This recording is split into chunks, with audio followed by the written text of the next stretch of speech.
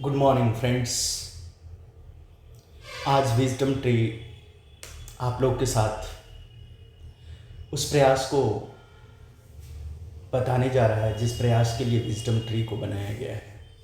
वो प्रयास ये है कि जिस तरीके से हमारे सभ्यता और संस्कृति के पवित्र ग्रंथ वेद के बाद अगर आपने इतिहास को टटोला होगा तो वो कहता है कि ज्ञान अर्जन के दो नए श्रृंखलाएं वेद के समय से आता है। वो क्या था? तो वो था एक माध्यम जिसको कहा जाता था कर्म और दूसरा माध्यम था ज्ञान। इन दो माध्यम का वेद पीरियड के बाद जो है बताया गया है कि ये दो तरीका है जिससे इंसान अपने आप को बहुत बेहतर तरीके से जान सकता है। दूसरा गीता। जब मैं केंद्रीय विद्यालय के रीजनल ऑफिस दिल्ली में गया तो जो असिस्टेंट कमिश्नर थे उनके पीछे में ये श्लोक लिखा हुआ था, जो गीता का श्लोक था, जो पूर्ण श्लोक मुझे नहीं याद है इस मोमेंट पर, लेकिन उसका आशय जो हिंदी मीनिंग था वो मैं आप लोगों को बता रहा हूँ। उसका आशय यह था कि इस संसार में विद्या से अच्छा कोई गुण और विद्यार्जन से अच्छा कोई संपत्ति नहीं है।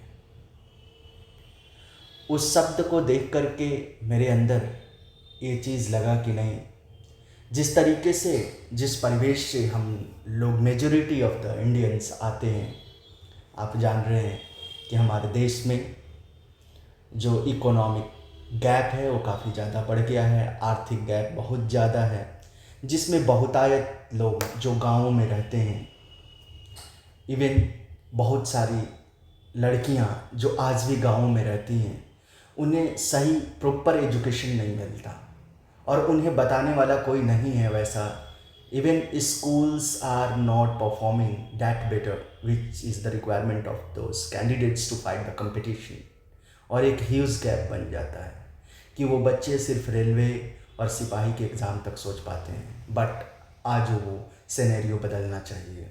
ये प्रयास विजडम ट्री का यही है कि आप एक बात याद रखिए, बिहार और भारत के उन तमाम लोगों से ये हमारी गुजारिश है कि आप इस बात को समझिए कि एजुकेशन जो शिक्षा है ये आज का जो भारतीय सभ्यता और संस्कृति में डाली गई। तो एक किताब आती है माइकल यंग की, द राइज ऑफ मेरिटोक्रेसी। इसका कहीं ना कहीं बहुत ज़्यादा प्रभाव वो अंग्रेज के एजुकेशन सिस्टम पे से है, लेकिन मैं आप लोगों में वो बात को बताना चाहता हूँ कि भारतीय सभ्यता की जो एजुकेशन व्यवस्था था, जो एजुकेशन सिस्टम था, that was much more advanced in comparison to this Britishers. जो हमारी सभ्यता की पढ़ाई की व्यवस्था थी जिससे इंसान बनते थे, वो उनसे बहुत ही महान और अद्वितीय था। उस प्रयास को पुनः मैं सोच रहा हूँ, मेरी प्रयास है कि ये जन जन तक और आपके घरों तक पहुँच सके। इसलिए मैं इस सीरीज़ को शुरू किया हूँ। इससे आप अपने घर के बच्चों को बेहतर गाइड कर सकते हैं और स्वयं भी पढ़ सकते हैं।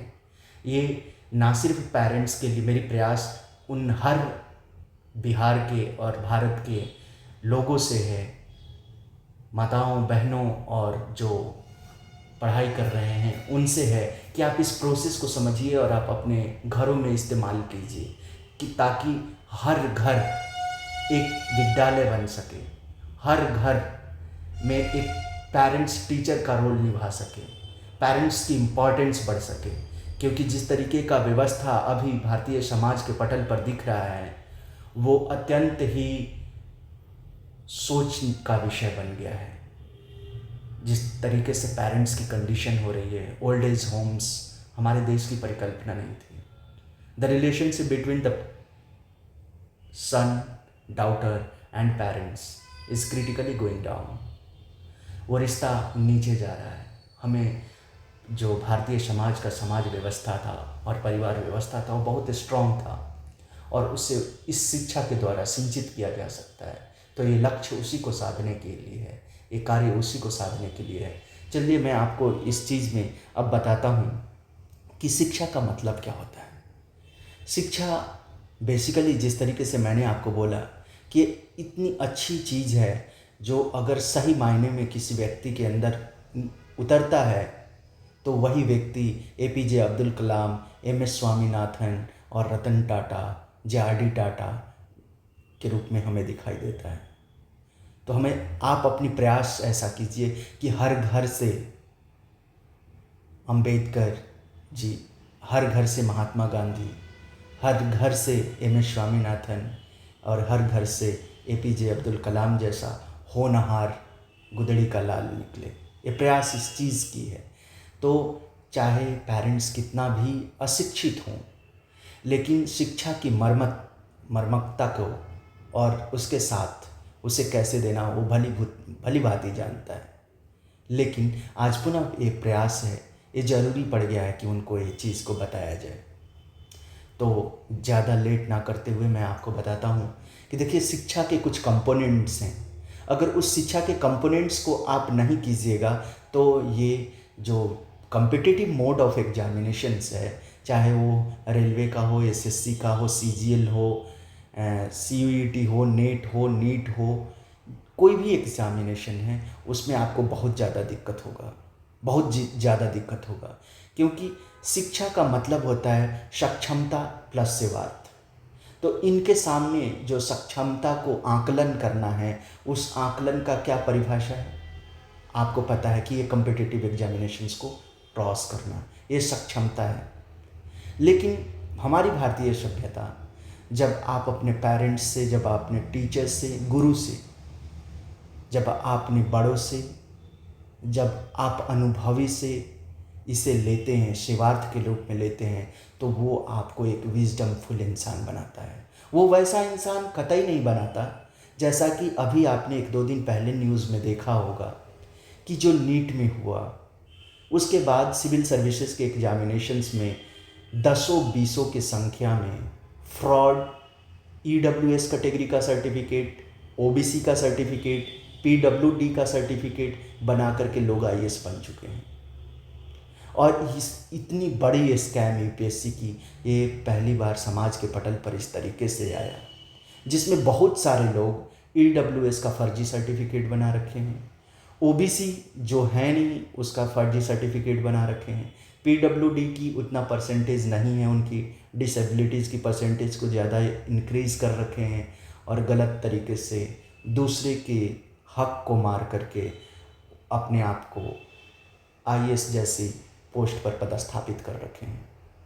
इन सब के बीच आपको सोचना पड़ेगा कि एक तो UPSC preparation and you know the reality of Indian education system. आप भारतीय सभ्यता नहीं कहूँगा, ये नई भारत की जो शिक्षा व्यवस्था है और उसमें खास करके जो एग्जामिनेशन की व्यवस्था चल रही है, उसको आप बहुत भली भांति जानते होंगे कि 7 साल में 70 एग्जामिनेशन लीक हुए।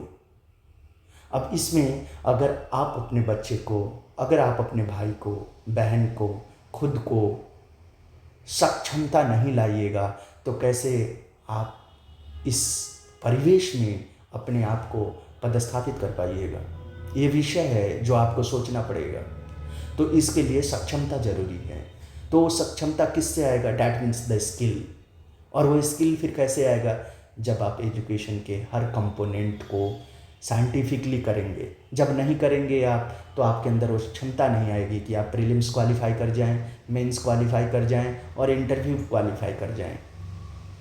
लेकिन मैं आप लोगों को एक बात कहना चाह रहा हूँ, आपके अंदर वो जोश और जुनून है, आपने जो खाना खाया है, आपके पेरेंट्स ने जो मेहनत किया है, जो आपके पेरेंट्स की उम्मीद है, जो आप में वो उम्मीद देखते हैं, वो बाकियों में नहीं है। यकीन मानिए, जो गलत रास्ते से जा रहे हैं उनको उनमें ये यकीन नहीं है कि वो अपने बच्चों को उनके दम पे खड़ा कर सके, अपनी मेहनत के दम पे खड़ा कर सके, वो सिंधमारी ही कर सकते हैं। तो आपको विजडम ट्री एक गाइडेंस देने आया है कि आप इससे सीखिए, अपने पढ़ाई के क्रम में इसको ज़रूर इम्प्लीमेंट कीजिए। एक बेहतर रिजल्ट आपको देखने को मिलेगा विदिन 3 मंथ्स। देखिए, इसमें जो मैंने बताने का कोशिश किया है कि जो शिक्षा है, डैट मीन्स वाइल स्टडिंग, अध्ययन किसको कहते हैं, अधिजोड़न। अधि का मतलब यहाँ पर यह है कि आप किसी चीज़ को साइंटिफिकली करें।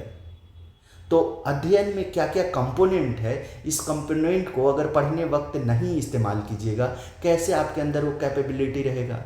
मेंस में बहुत सारे बच्चों से का कॉल आता है और लोग कहते हैं कि मैं पढ़ तो लेता हूँ, पढ़ने वक्त समझ में आता है, but at the same time जब लिखने की बारी आती है तो मैं लिख नहीं पाता हूँ।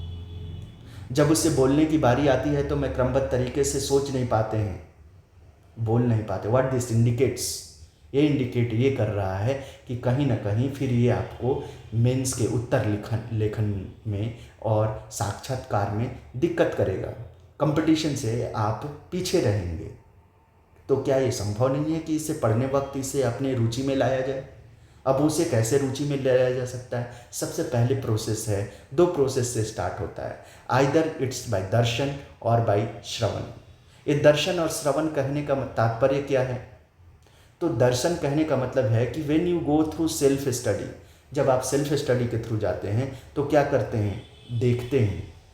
देखने के बाद क्या करते हैं? चिंतन करते हैं, फिर मनन करते हैं, उसको सोचते हैं कि जिस एग्ज़ाम के परिप्रेक्ष्य में आप तैयारी कर रहे हैं, जैसे एनसीईआरटी की किताब है या एससीईआरटी की किताब है, तो एक 9th क्लास का भी कैंडिडेट पढ़ता है, एक रेलवे वाला भी पढ़ता है, एक सीजीएल वाला भी पढ़ता है, एक पीसीएस वाला भी पढ़ता है, कि यूपीएससी वाला भी पढ़ता है। लेकिन इन तीनों के, चारों के जो चिंतन और मनन की स्टेज है वो डिफरेंट रहता है।